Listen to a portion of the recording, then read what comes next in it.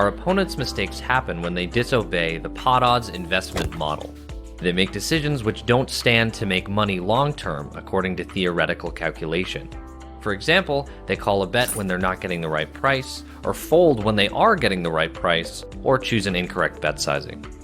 While mistakes happen on all streets of the game tree, our opponents will frequently be bailed out on the earlier ones because their hands will still have equity to improve.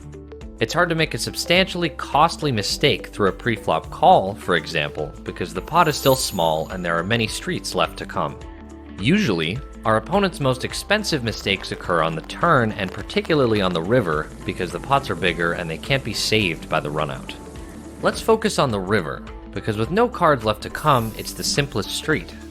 Our opponent can make a river mistake in one of 4 primary ways.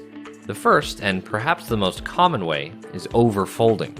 This is when a player folds to a river bet so often that a bluff might automatically profit.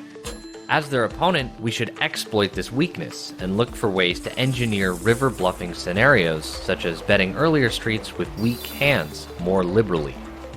The second mistake is the inverse of the first, underfolding. In this instance, a player folds to a river bet so rarely that bluffing no longer makes any profit at all.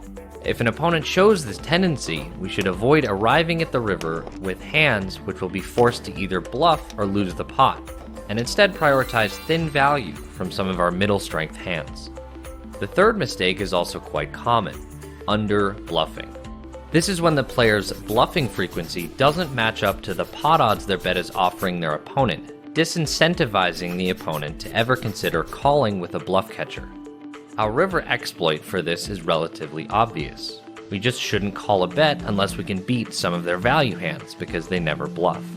What's less obvious is that we can justify playing more hands on earlier streets against these types because we're rarely forced into tough river decisions, and will very often get to showdown with our middle strength hands with little resistance. The least common and final mistake is over-bluffing. Because most players' ranges condense rapidly when they fold a lot on earlier streets, they aren't left with a ton of bluffing candidates on the river. That being said, the players who do over-bluff will be easy to spot. They're the ones who play all the hands and never slow down. As a counter strategy, we should be much more willing to bluff catch with a weak holding, even if it's in an uncomfortable spot.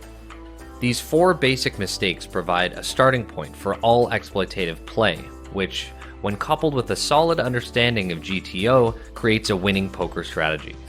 We use theory to help us identify where our opponents are susceptible, and we play exploitatively to take maximum advantage of their weakness.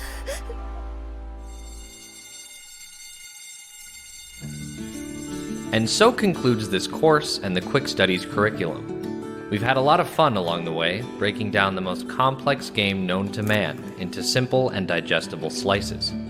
As you leave here today, always remember, a student's journey is never done. To continue your poker education, we recommend the thousands of hours of content at Solve for Why TV. Courses like Back to Basics, Hand Classes, Mid-Stakes Bible, and the Academy Primer are excellent access points for anyone investing in themselves as professional poker players. As always, good luck, and congratulations, graduates. You are no longer fish.